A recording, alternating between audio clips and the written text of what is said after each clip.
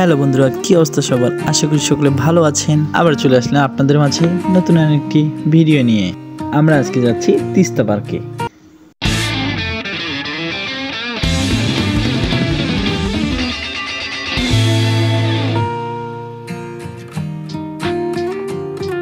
আবার সকলকে স্বাগতম জানাচ্ছি। বিনোদন ও ঘুরতে কার না ভালো লাগে, তাই না? তাই আমরা প্রত্যেককেই এই আনন্দ নেওয়ার জন্য ঘুরে বেড়াই বিভিন্ন জায়গায়, বিভিন্ন দেশে, বিভিন্ন স্থানে। ঠিক তেমনি আজকে আমরাও ঘুরতে এসেছি এবং আমরা আজকে যাচ্ছি তিস্তা সেতু পার্কে। আজ আমরা যে পার্কে যাচ্ছি এটি লালমনিরহাট ও রংপুর জেলার ঠিক সীমান্তে অবস্থিত, তিস্তা নদীর কূলে। রংপুর থেকে যারা আসবেন তারা অবশ্যই দেখতে পাবেন তিস্তা রেল সেতু, তিস্তা সড়ক সেতু ও তিস্তা নদী। এসব কিছু উপভোগ করতে করতে আপনারা মাত্র 30 মিনিটের ব্যবধানে রংপুর থেকে এই তিস্তা নদীর কূলে এসে অর্থাৎ তিস্তা পার্কের সামনে উপস্থিত হতে পারবেন। এই যে ইতিমধ্যে আমরা পৌঁছে গেছি সেই পার্কের প্রথম গেটে। পার্কটির প্রবেশ মূল্য মাত্র 10 টাকা। তবে আপনার কাছে যদি অন্যান্য যানবাহন থাকে সেক্ষেত্রে গ্যারেজ মূল্য ভিন্ন ভিন্ন। 2016 সালের 8ই অক্টোবর এই পার্কটি উদ্বোধন করা হয়। পার্কটিতে শিশুদের জন্য অনেক বিনোদন ও খেলার জন্য বিভিন্ন রাইড রয়েছে। শিশুদের পাশাপাশি তাদের অভিভাবকদেরও এইসব রাইডে চড়ে আনন্দ উপভোগ করতে দেখা যায়। অনেকেই পুরো পরিবার সহ এই পার্কটিতে ঘুরতে আসেন, আবার অনেকেই আসেন তাদের বন্ধুবান্ধব, আত্মীয় স্বজন তথা সবাই আসেন এখানে একটা ভালো সময় কাটানোর জন্য। পার্কটিতে চারপাশে রয়েছে সবুজ শ্যামলে ঘেরা অনেক বড় বড় প্রাচীন গাছ, সেই সঙ্গে এই পার্কটির আবহাওয়া যথেষ্ট ভালো। বলতে গেলে নিরিবিলি সময় কাটানোর জন্য এই পার্কটি অন্যতম।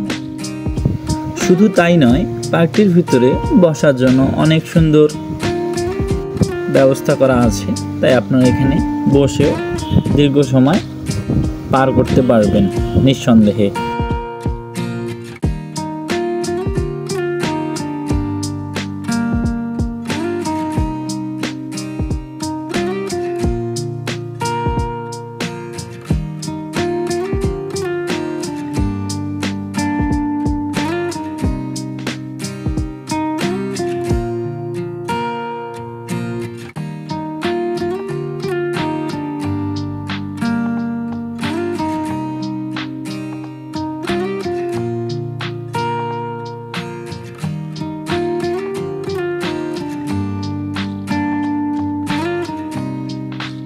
এই পার্কটি সপ্তাহের 7 দিনই খোলা থাকে। তবে হ্যাঁ, বন্ধের দিনগুলোতে অর্থাৎ শুক্র ও শনিবারে এই পার্কটিতে দর্শনার্থীদের অনেক ভিড় দেখা যায়। এই যে এটি একটি রাইডের টিকিট কাউন্টার। এরকম সব রাইডের জন্য আলাদা আলাদা টিকিট কাউন্টার রয়েছে। আপনারা চাইলে যেটা রাইড গ্রহণ করতে চাচ্ছেন সেইখানে যেয়ে টিকিট কেটে নিতে পারবেন এবং রাইড এর আনন্দ নিতে পারবেন।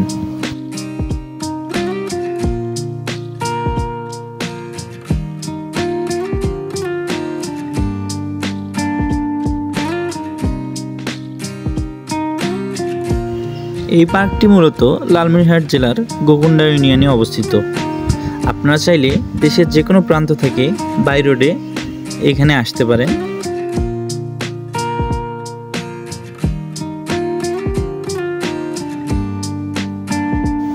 মনোরম ও প্রাকৃতিক আবহাওয়ার মধ্যে আশা করি খুবই ভালো লাগবে এই পার্কটি। আর হ্যাঁ, আপনারা চাইলে ফ্রেন্ড সার্কেলের পুণ্যমিলনী, আড্ডা অথবা যে কোনো পিকনিকের আয়োজন করতেই পারেন। তবে হ্যাঁ, যদি বড় কোনো আয়োজন করেন তবে অবশ্যই এখানকার কর্তৃপক্ষের সঙ্গে আলাপ করে নেবেন, এতে আপনাদের অনেক সাহায্য হবে। এই পুরো পার্কটি সিসি ক্যামেরার আওতায়। পার্কটির সঙ্গেই রয়েছে হোটেল। আপনি চাইলে চাইনিজ খাবারের পাশাপাশি দেশীয় যে কোনো খাবার খেতে পারেন।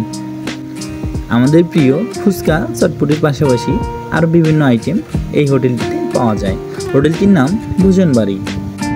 আমি পার্সোনালি বলবো হোটেলটির খাবার যথেষ্ট ভালো এবং হোটেলের যারা স্টাফ আছে তাদের ব্যবহারও অনেক ভালো। খুবই স্বল্প মূল্যে আপনারা বিভিন্ন আইটেম খেতেই পারেন। আর আপনারা এখন যেটা দেখছেন এটাই মূলত সেই বুজনবাড়ি হোটেল এবং এই পার্কটিতে ঢোকার সেকেন্ড গেট। আপনারা চাইলে এবার সেদিকে বাইরে হতে পারবেন এবং প্রবেশও করতে পারবেন। আমাদের আজকের ঘোরা এই পর্যন্তই। আমরা পার্ক থেকে বেরিয়ে যাব। আমরা পার্ক থেকে বেরিয়ে এসে তিস্তা সেতুর পাশেই দাঁড়ালাম।